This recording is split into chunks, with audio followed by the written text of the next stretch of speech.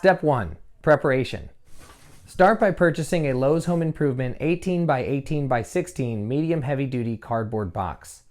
You can find it through a link on our website's shipping page. Next, use plastic wrap or stretch wrap to cover the weigh tube holes of your headstock to prevent packing peanuts or any other debris from entering your machine.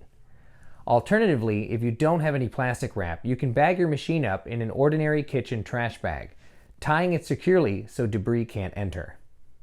Remove the quill advance handle from your headstock and attach it to the side of your machine with strong tape. We've found that failure to do so will cause your handle to get bent in shipping. Step 2. Wrapping.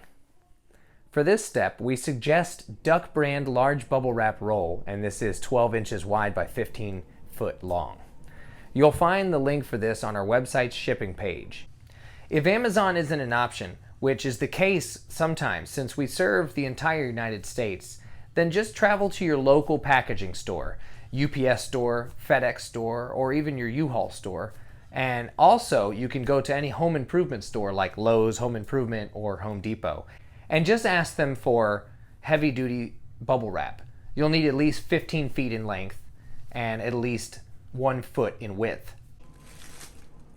Wrap horizontally around the quill with your heavy-duty bubble wrap.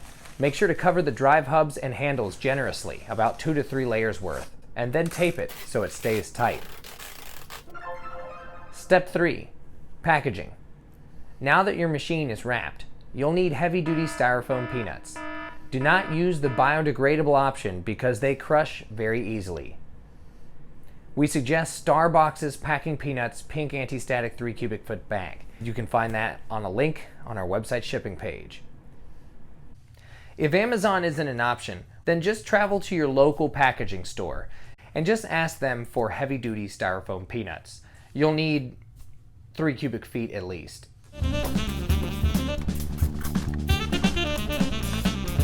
Next, prepare your heavy-duty box with at least 6 inches of heavy-duty styrofoam peanuts in the bottom. Set the bubble wrap covered headstock down into the box with the back side down.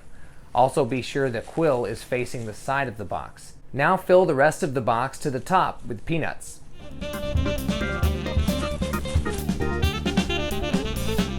Step 4. Documentation.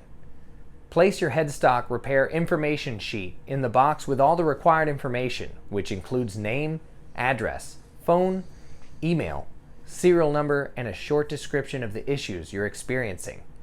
You'll find a link to this document on our shipping page. Now tape up your box with the packaging tape, ensuring you get the seams on the edges of your box. Finally, affix the shipping label to the box and you're all set. Over the years, we've updated our shipping and packaging procedures several times to make sure that your headstock arrives safely, both here to the shop and then back to you once repaired.